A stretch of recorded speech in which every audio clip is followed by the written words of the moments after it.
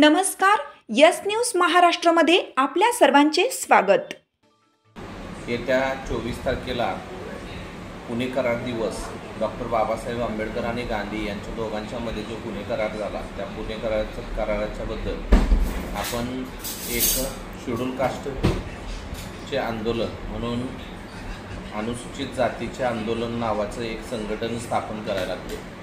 त्या संघटनेच्या माध्यमातून अनुसूचित जाती जमातीतल्या तरुणांवर होणारे अन्याय अत्याचार जेणेकरून बाबासाहेब आंबेडकरांनी आपल्याला अनुसूचित जाती जमातीच्या लोकांसाठी जे काही हक्क अधिकार मिळवून दिले होते गोलमेज परिषदेच्या माध्यमातून, पण ते स्वतंत्र मतदारसंघ असेल किंवा बाकीच्या गोष्टी असेल याच्या माध्यमातून आपल्याला बाजू देण्यात आली आणि अनुसूचित जाती जमातीतल्या लोकांचा जो बुलंद आवाज आहे तो आवाज लोकसभेमध्ये आणि विधानसभेमध्ये मांडला गेला पाहिजे होता।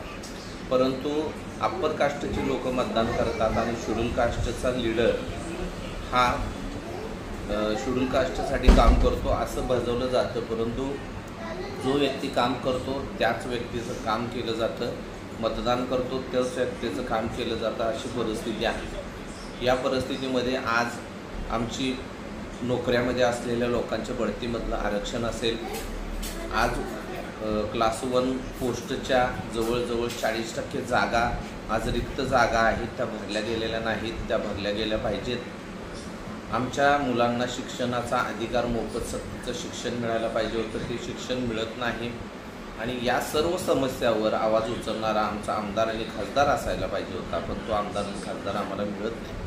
आजची परिस्थिती शेड्यूल कास्ट जे राजकीय नेते आहेत ते नेते मतासाठी इथल्या ओबीसीच्या आणि त्या अप्पर कास्टच्या लोकांसाठी बोलतात, परंतु शेड्यूल कास्टच्या लोकांसाठी बोलत नाही।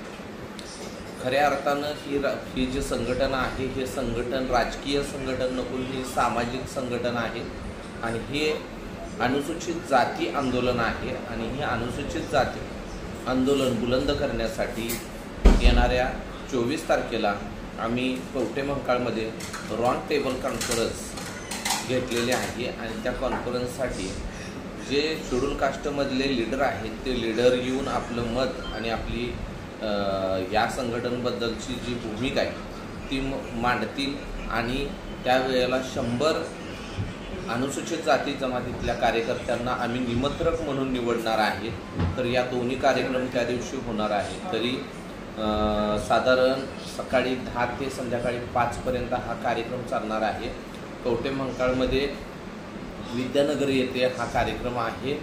बाकीची माहिती तुम्हाला स्क्रीनवर तुमची साथ आमची यस न्यूज महाराष्ट्र चॅनलला लाईक करा व सबस्क्राईब करायला विसरू नका।